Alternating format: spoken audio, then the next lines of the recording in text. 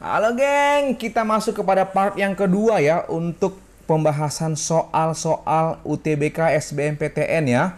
Oke, nah di part yang pertama sudah ada konsep dasar ilmu ekonomi, kemudian sudah ada sudah ada 4 video pembahasan soal-soal SBMPTN untuk materi akuntansi ya. Nah, sekarang kita masuk untuk materi ekonomi yaitu biaya produksi. Nah, semoga ini bisa membantu kalian untuk persiapan SBMPTN di tahun ini ya. Oke, nah mari kita lihat soalnya cuy.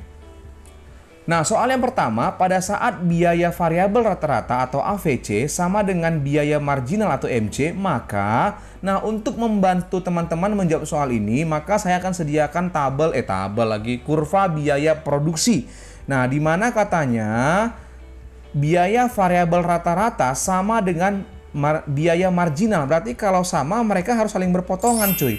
Nah, ini dia, MC sama dengan AVC, berarti titik A ini ya cuy. Nah, berarti MC memotong AVC pada titik minimum. Yang A ini katanya AVC-nya bergerak menurun, salah. Yang B AVC bergerak meningkat, salah juga.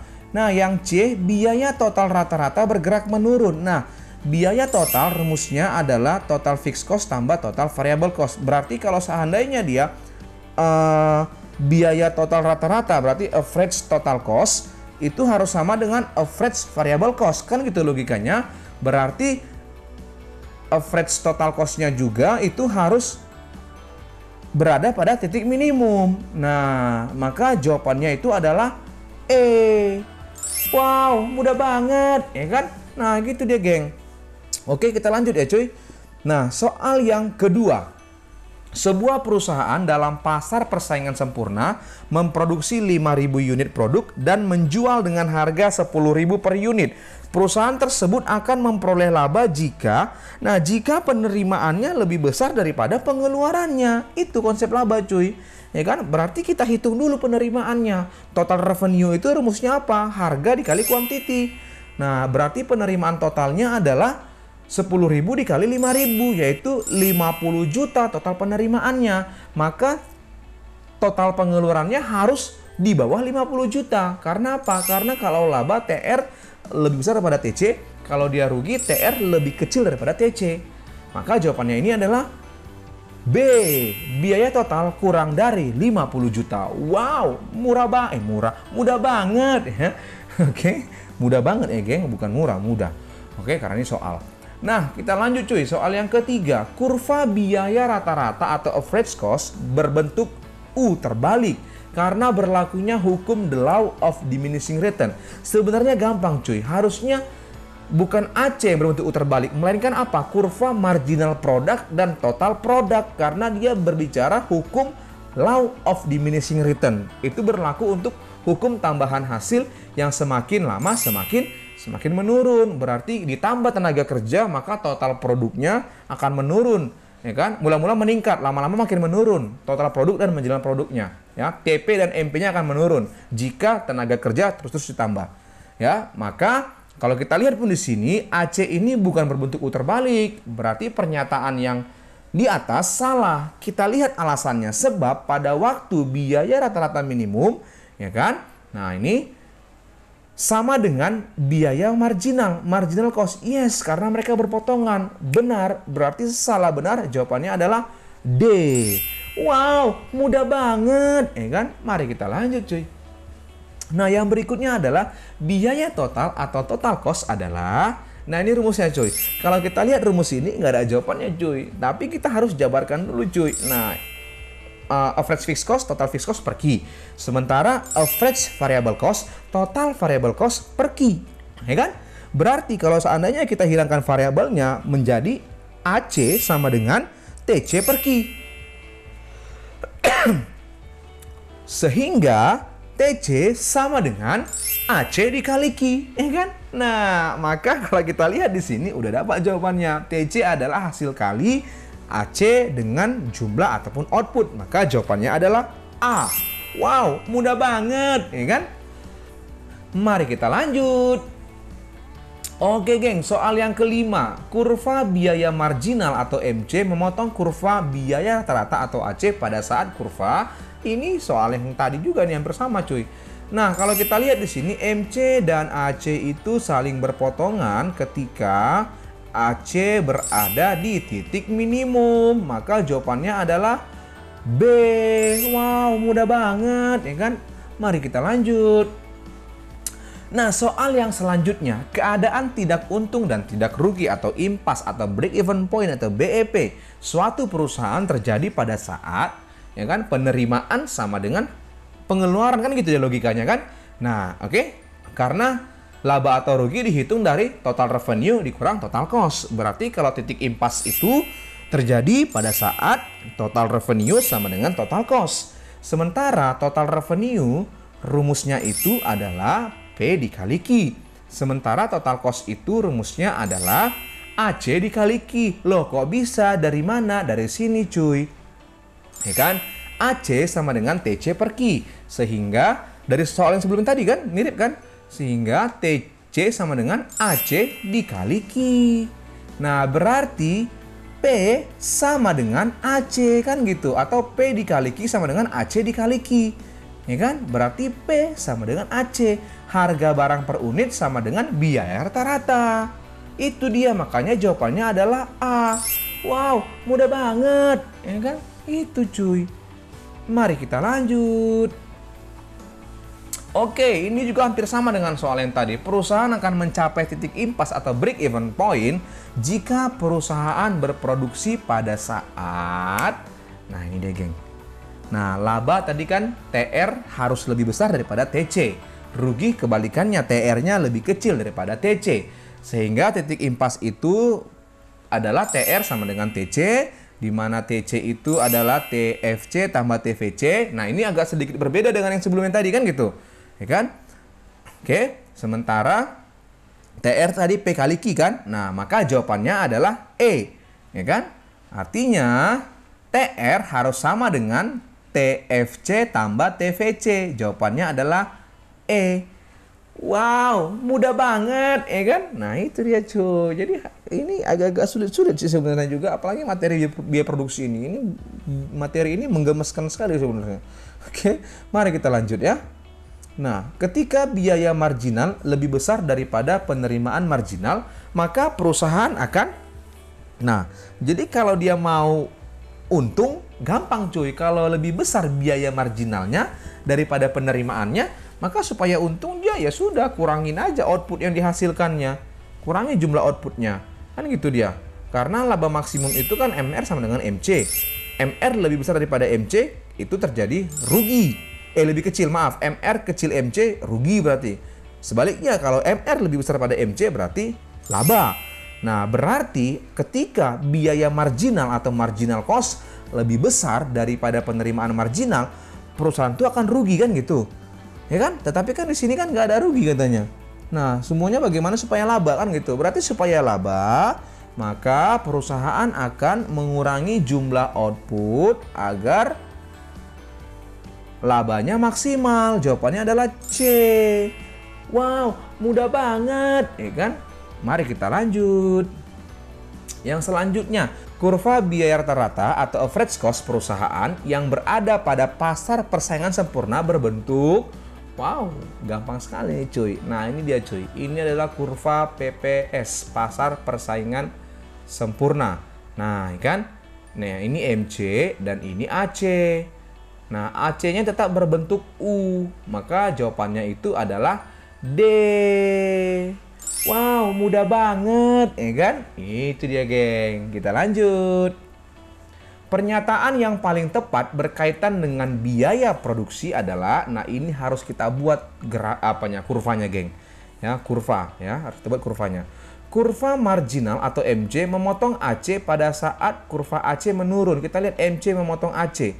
Bukan menurun, cuy, tapi pada titik minimum. Maka yang A salah.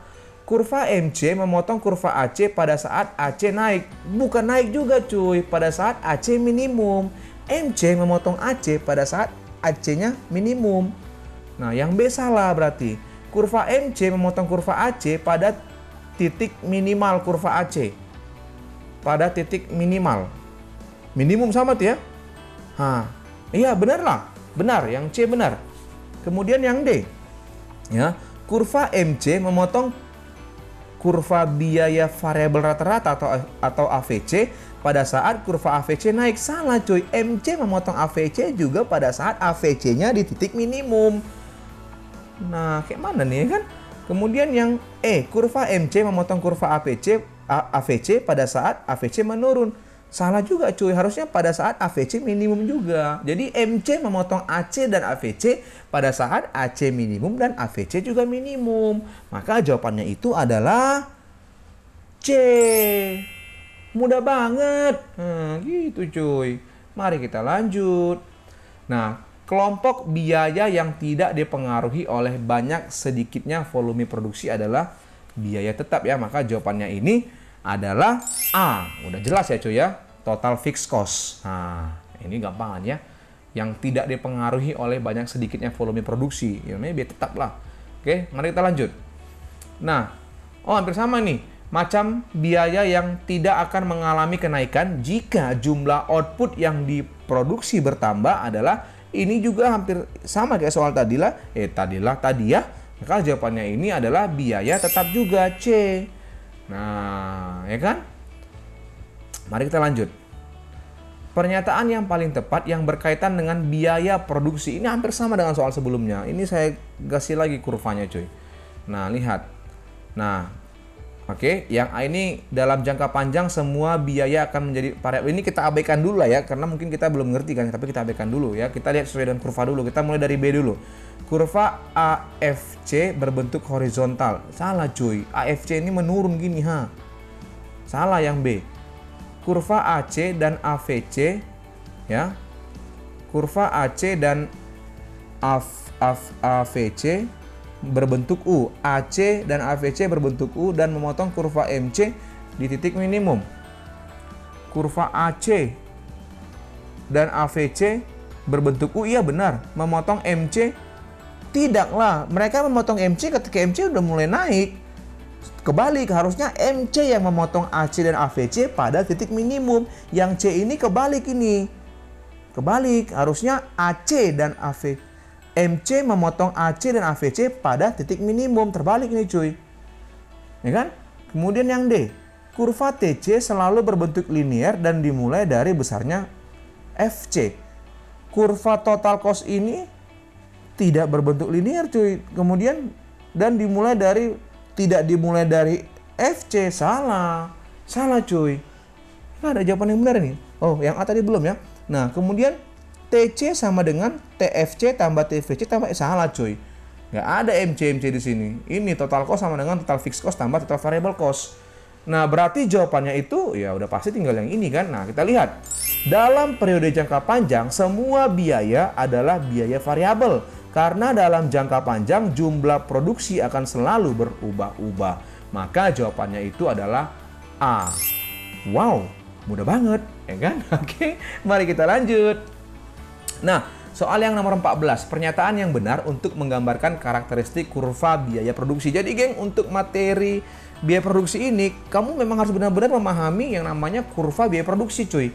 Ya, supaya kamu terbantu nanti di SBMPTN-nya, di UTBK-nya. Nah, ini saya tampilkan lagi. Kurva biaya rata-rata AC berada di bawah kurva biaya variabel rata-rata. AC berada di bawah AVC. Salah cuy. AC itu di atasnya AVC. Ya, AC berada di atas. Yes, B bener. Udahlah ya, udah dapat jawabannya ya. Jawabannya pasti B. Nah, oke. Jawabannya B. Kita lanjut.